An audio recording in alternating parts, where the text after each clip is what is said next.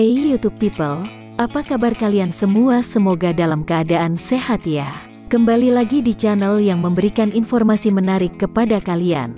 Selamat menyimak dan jangan lupa bayar pakai subscribe dan like ya. Terima kasih YouTube people.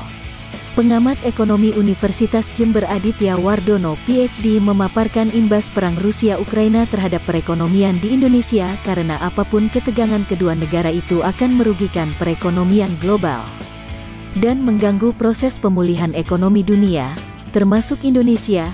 Pertumbuhan ekonomi global akan melandai apabila upaya damai kedua negara tidak segera terjadi, katanya kepada di Kabupaten Jember, Jawa Timur, Sabtu tanggal 5 Maret tahun 2022. Menurutnya, dampak konflik Rusia ke Ukraina dan sanksi Uni Eropa ke Rusia dapat terjadi melalui beberapa transmisi, di antaranya lonjakan harga komoditas, lonjakan harga energi, dan supply chain shock. Kombinasi dari ketiga hal itu akan berdampak bagi perekonomian global termasuk Indonesia yang saat ini masih mengalami dampak dari adanya pandemi COVID-19, tuturnya. Sektor perdagangan internasional akan mengalami koreksi, meski nilai dagang Indonesia dan Rusia sebenarnya di posisi positif awal tahun 2022 berbanding tahun lalu. Aditya mengatakan, yang perlu diperhatikan dari konflik Rusia dan Ukraina itu adalah kemungkinan inflasi global karena kenyataan itu akan terjadi mengingat sasaran pertama dari konflik adalah terhambatnya rantai pasok global, sehingga mengganggu pemulihan ekonomi global yang tengah terjadi saat ini. Dengan begitu pertumbuhan ekonomi global akan terkontraksi nyata.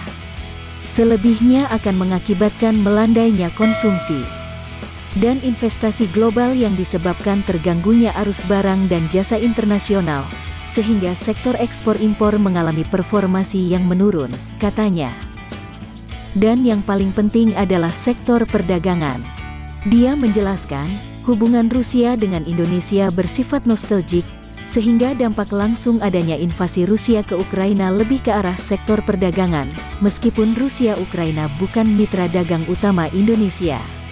Konflik itu dapat berdampak pada bahan makanan yang diimpor oleh Indonesia dari Ukraina, terutama gandum, besi dan baja, 23%, dan lainnya 2%, ujarnya.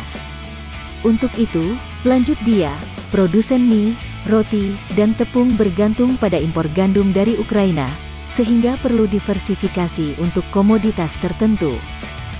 Kemudian 56% dan 88% ekspor Indonesia ke Rusia dan Ukraina adalah minyak sawit mentah, CPO. Sementara, impor terbesar dari Rusia adalah besi dan baja dan dari Ukraina adalah gandum, sehingga tekanan di sisi pasokan gandum perlu menjadi perhatian bagi pasokan pangan domestik. Ukraina adalah top supplier bagi gandum Indonesia karena lumbung gandum banyak berlokasi di daerah timur, Ukraina Timur, berdekatan dengan daerah yang diduduki oleh pasukan Rusia. Data dari APTINDO menggambarkan bahwa konsumsi terigu di Indonesia tumbuh 4,6% pada tahun 2021.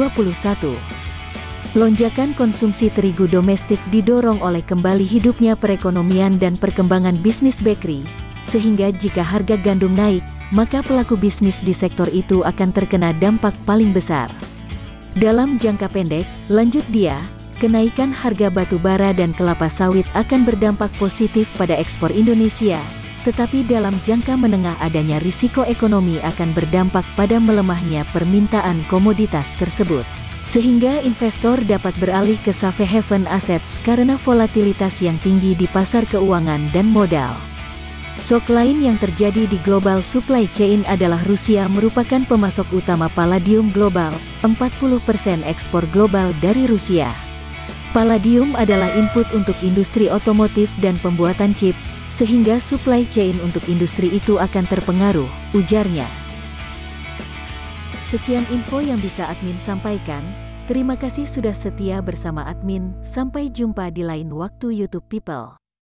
I love you YouTube people.